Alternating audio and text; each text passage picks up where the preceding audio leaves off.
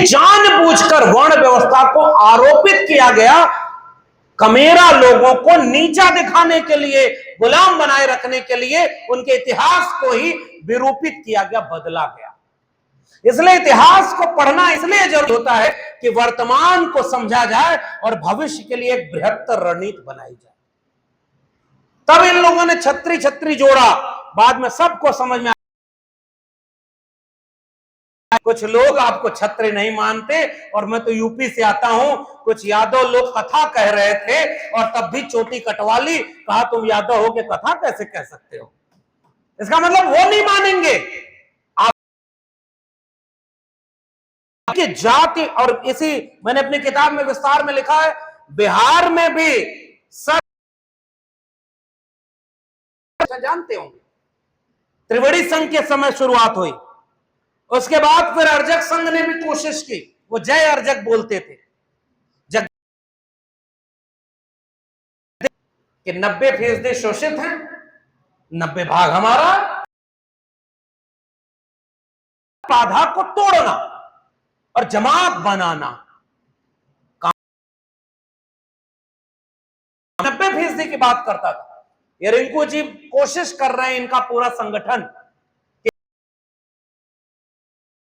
ताकि आज ये भाजपा और आरएसएस वाले जिन उन राज्यों में मुख्यमंत्री, मंत्री, विधायक, सांसद हर जाति का बना करके कुल्हाड़ी में लकड़ी की तरह लगाकर, कह रहा हूं 25 से 30 फिर से नीतीश, और हुआ क्या, अचानक से सब की लूट तो भारत ने देखी नहीं होगी। इस भारत में पहले भी चुनी गई सरकारें गिरवाई गई, पार्टियां तोड़ी गई। भाजपा ने शुरू नहीं किया, भाजपा के पहले भी होता रहा, लेकिन पिछले 60 साल में जो हुआ उन्होंने 60 महीने में कर दिया। और पहले बुरा काम नजर छिपा के होता था, भाजपा आरएसएस के आने के बाद आम होता है कि अगर आपको बुरा लगे तो लगे, हमारे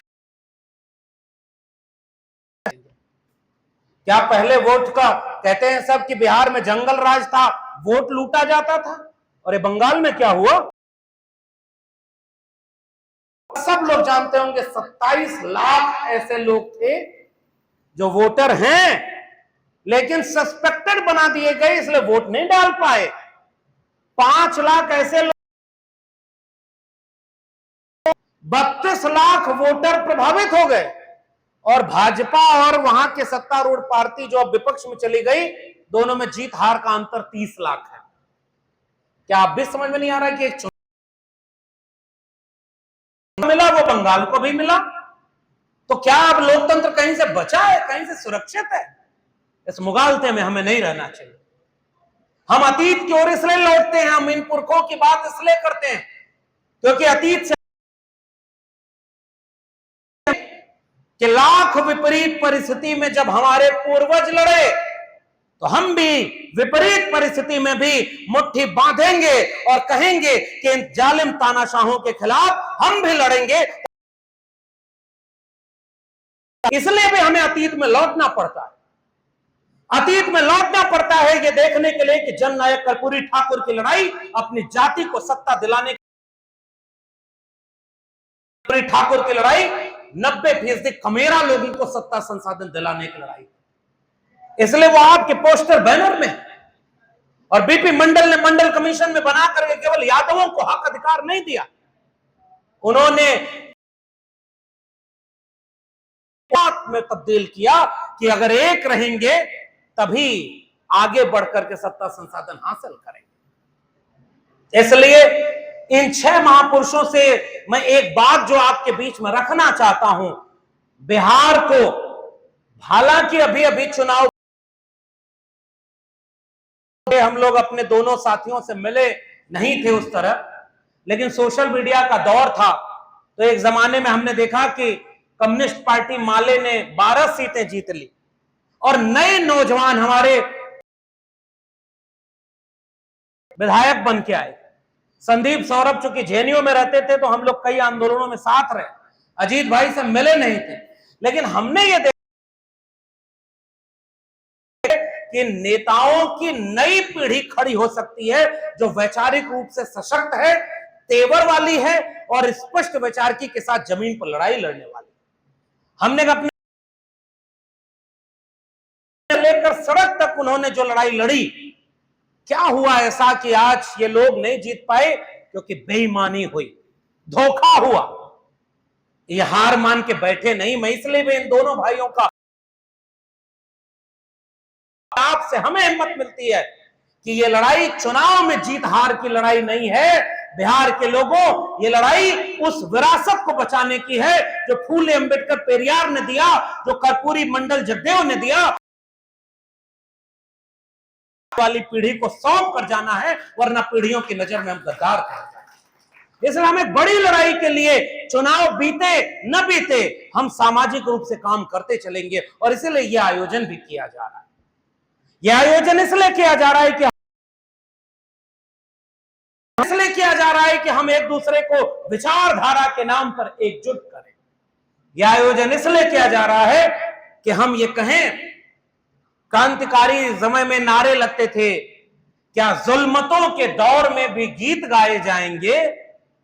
हाँ, गाए जाएंगे।